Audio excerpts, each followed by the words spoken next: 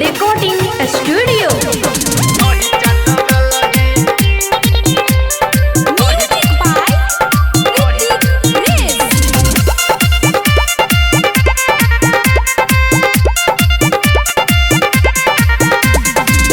हे गए कैटा दिल तोहरा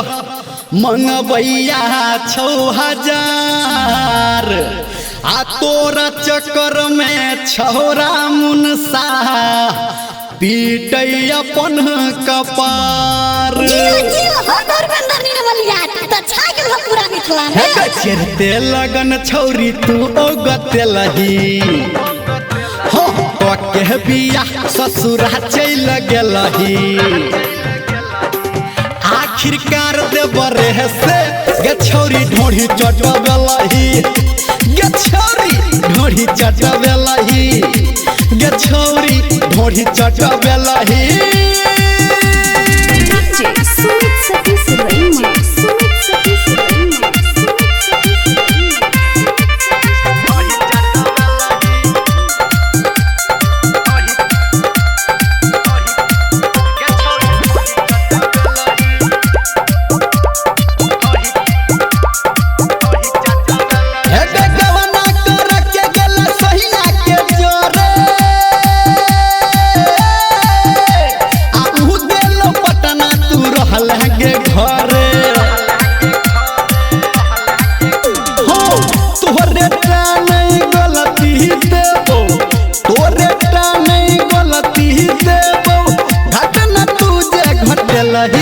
गछौरी ढोढ़ी चटबेलही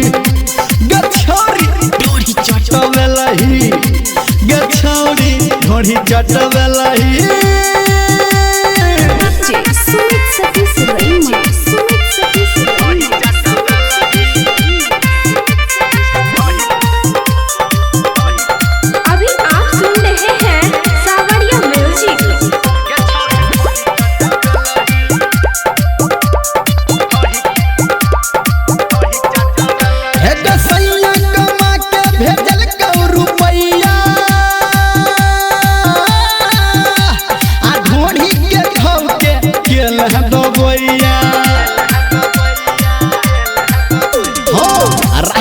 कहतौ की तोरा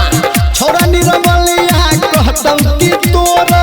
सगरो नाम घिमेलही गे छौरी ढोढ़ी चटबेलही गे छौरी ढोढ़ी चटबेलही